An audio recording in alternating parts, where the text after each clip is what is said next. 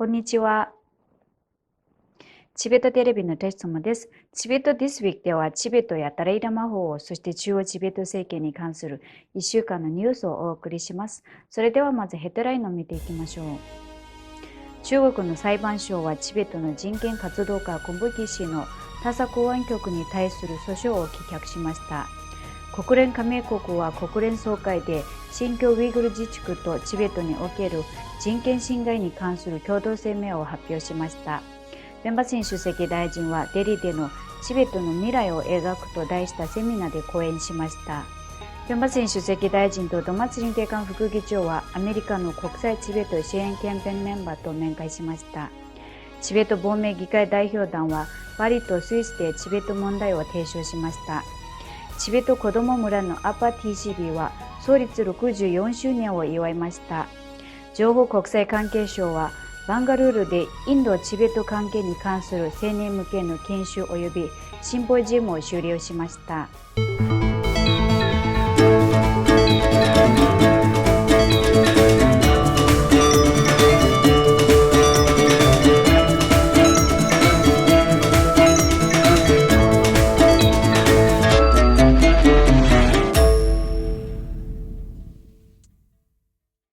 情報国際関係省の人権デスクによりますと、刑事施設に収容されているチベット人起業家ドジタシ氏の兄であるゴンボキ氏は2023年12月にタサでの平和的な請願活動中、10日間拘束されたとして、今年3月ラサ市上官空の公安局を提訴しましたが、6月に裁判所は訴えを棄却しました。1月以来、ゴンボキ氏とゴンボキ氏の夫はドジタシ氏の事件の再審査と面会の請願を行ってきましたが、その度に何度も強制的に連行されました。ゴンボキ氏の訴訟はドジタシ氏の拘束の撤回と押収された資料の返還を求めるものでしたが、裁判所は訴えを退けました。ドジタシ氏は中国の刑務所に15年以上収監されており、拷問の報告を受けて家族はドジ氏の体調を心配しています。公正な裁判と事件の再審を何度も求めているにもかかわらず、ドジ氏は今なお拘束されており、家族は面会を拒否されています。ドジタシ氏は2008年7月にチベット亡命者や抗議者を支援したとして逮捕され、2010年5月に無期懲役の判決を受けました。上告は失敗に終わっています。今週火曜日、オーストラリア、カナダ、日本、イギリス、アメリカを含む15の国連加盟国が国連総会第3委員会において共同声明を発表し、チベットにおける人権侵害に関する確かな情報筋からの報告に深い懸念を表明するという画期的な動きがありました。国連が総会でチベットにおける中国の人権侵害について有意義な議論をしたのは1965年以来初めてのことです。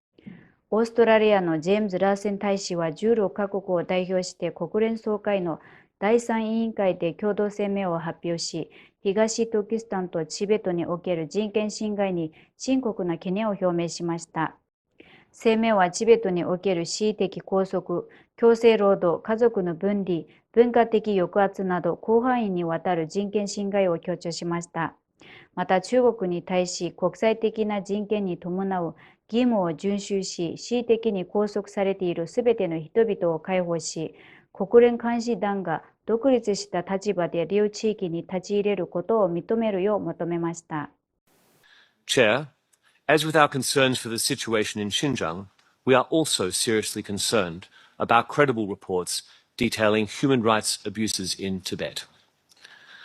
United Nations human rights treaty bodies and United Nations special procedures have detailed the detention of Tibetans for the peaceful expression of political views, restrictions on travel, coercive labor arrangements, separation of children from families in boarding schools, and erosion of linguistic, cultural, educational, and religious rights and freedoms in Tibet. We urge China to uphold the international human rights obligations it has voluntarily assumed, and to implement all United Nations recommendations, including from the Office of the Commissioner for Human Rights Assessment, treaty bodies, and other United Nations human rights mechanisms. This includes releasing all individuals arbitrarily detained in both Xinjiang and Tibet, and urgently clarifying the fate and whereabouts of missing family members. Transparency and openness are key to allaying concerns, and we call on China to allow unfettered and meaningful access to Xinjiang and Tibet for independent observers, including from the United Nations, to evaluate the human rights situation. 10月18日、中央チベット政権のペンバツィン主席大臣は、シーキムにおける視察のため、クンペンリン居住区とメンツィカン支部を訪れました。主席大臣はクンペンリンチベット人居住区の住民への挨拶の中で、法の展望と年長世代の献身的な努力がいかにチベット亡命コミュニティの確立に貢献したかを強調しました。また人口が分散していることによる課題はあるが、今回のこの居住地への2回目の訪問により、情勢と市民との関係を強化できればと述べました。その後、主席大臣はシーキムのラワンナにあるチベット人居住地を訪問した後、トークセッションに参加するため、デリに向けて出発しました。今週月曜日、中チベット政権のペンバツィン主席大臣は、デリでの FNVA として知られる非暴力オルタナティブ財団が主催するイベントにおいて、チベットの未来を描くチベット中国紛争解決促進法、亡命における戦略、ダレイラマ法の貢献、そしてインドの役割と題したトークセッションで基調講演を行いました。このイベントでは、ペンバツィン主席大臣、財団の創設理事であるオン・プラカシ・タンドン氏、アショク・クマル・メタ少将、インド下院ロクサバの元議員であり、チベットに関する全島インド議会フォーラムの元議長であるスジット・クマル氏らが講演し、また議論にも参加しました。議論では、チベット中国紛争解決促進法の意義と、それがチベット及びチベット亡命社会の将来に及ぼす潜在的な影響に焦点が当てられました。また、チベット政策とその支援の重要性、インドとチベットの深い歴史的つながり、チベット工芸の地政学的及び戦略的な重要性が話されました。講演の山場では、チベットの自由とチベット文化、アイデンティティの保護を求める世界的な運動の元となっているダレイラマ法14世の普及の遺産について語られました。That is where we feel that India also has a responsibility in voicing their concerns on what is happening inside Tibet, which is not very forthcoming and which is very, I would at least expect the Indian government to take some position at multilateral forums, if not at bilateral engagements with China, if it is too sensitive an issue. But then at multilateral forums, you have much more leeway. You're working in concert with so many other countries, not necessarily talking only to the Chinese. 今週月曜日、天中月会長率いるアメリカの国際チベット支援キャンペーンの代表団がチベット亡命議会を訪れました。代表団はドマツリンテカン副議長と面会し、議会ホールの中を見学し、議会の構造、歴史、運営について説明を受けました。さらに副議長は困難な状況にもかかわらず、チベットへの尽力に感謝の意を表し、中国の宣教下におけるチベットの深刻な状況を強調しました。今週木曜日には代表団は内閣庁舎を訪れ、ペンバツィン主席大臣とチベットに関する1時間以上の議論を交わしました。